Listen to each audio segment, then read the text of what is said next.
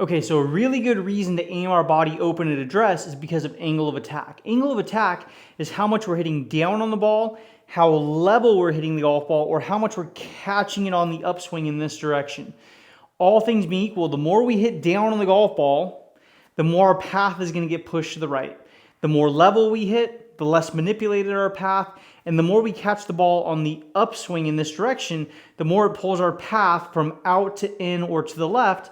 In other words, hitting down on the ball helps us hit more of a draw or less of a fade, and hitting up on the ball helps us hit more of a fade, or in other words, less of a draw. That's how angle of attack is going to affect our path. Now, knowing that, we have different angle of attacks with different clubs. If we're hitting a driver where we tee up the ball really high, we have a wide stance, we have some tilt, we put the ball forward in our stance, we're probably going to catch that ball on the upswing, or at the very least, we're hitting the least amount down on that driver versus other clubs. Well, what does that mean? When we're hitting up on the golf ball, it pulls our path more to the left. It's easier to hit a fade or a slice with our driver than other clubs because we have less spin on our driver. It's the longest club, and more importantly, we're hitting more up on it, which means we're going to have more of a fade. Now, as we go the opposite direction, as we get to more of a short iron or a wedge, we're going to start hitting more down on the golf ball. It's the club we take the deepest divot with, which means we have the steepest, sharpest angle of attack down in the ground.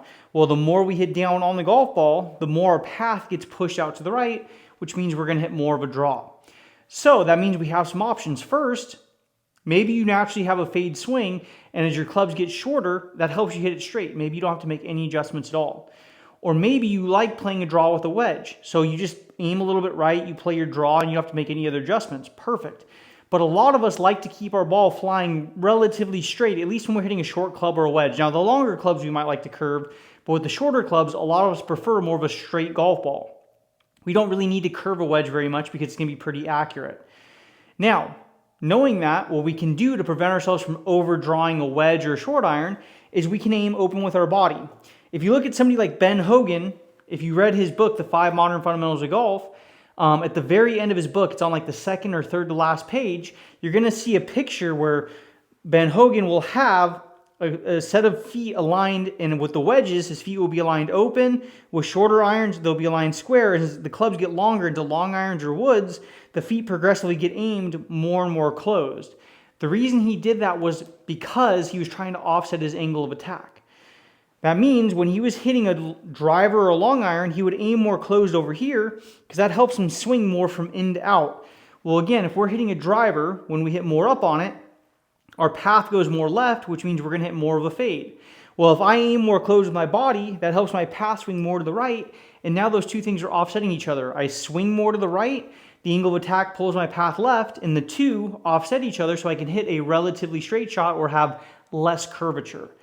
Then he would do the opposite with his shorter clubs. When he would get to his wedges, instead of aiming closed off or even square, he would start to aim open with his feet in this direction. Because when we hit down on the golf ball, it pushes our path to the right. It makes us want to hit more of a draw. But if we aim our body to the left, we can swing more to the left in this direction as well, which means if my swing direction is left, but my angle of attack is pushing my path right, again, the two offset each other, and now my overall path is pretty neutral towards the target, which means I can hit a pretty straight shot. So one way we can aim open is to help offset our downward angle of attack. If we're hitting a lot down on the golf ball, especially when we get to something like a wedge or a short iron. If we aim a little bit open with our body, that helps us swing a little bit to the left. That way our ball can fly straighter. It doesn't want to have as much draw spin on it. Now, the other thing we can do is sometimes we're going to hit a punch shot, or we're going to hit a stinger, or we're going to hit a knockdown shot. All those are terms for saying we're going to hit the ball lower and we're going to hit more down on the ball in this direction. A knockdown shot's where, let's say you have a 150-yard shot and normally you hit your 8-iron 165 yards. So instead of hitting your full 165, you're trying to take off 15 yards. And we do that partly by making a shorter swing and partly by trying to lower our ball flight. Well, in that knockdown, we normally put that ball a little bit more back in our stance and hit more down on the golf ball in this direction. Well, if we hit more down on it, where does that push our path? It pushes it more to the right. So oftentimes what you'll see players do when they're hitting a knockdown or a lower flighted shot is they will play that ball back in their stance, but they will aim their body open in this direction for two reasons. First off, when we play the ball more back in our stance, that normally holds the face more open, which means we're going to hit more of a push. So by aiming to the left, we can push it out towards our target. And then the other reason they'll aim open, again, is to offset their angle of attack. If I aim a little bit more open to the left and I have angle of attack, now I can swing more left with my club, but the angle of attack pushes my path right, and yet again, it offsets and helps my ball fly straighter. Same thing with a punch shot, which is just a more extreme version, and same thing with a stinger. A stinger, by the way, is like a tee shot Tiger Woods would hit when he's hitting like a 2-iron or a 3-wood off the tee, and he hits it extremely low towards the ground. Basically, a punch shot and a stinger is the same shot where the ball is very far back in our stance, we get our hands very far forward, and we hit really hard down on the golf ball in this direction. You'll see players, when they hit those shots, aim pretty far open with their body in this direction because, again, when the ball's played more back in our stance, the ball pushes to the right, so we want to aim open so it can push to the target, not right of our target.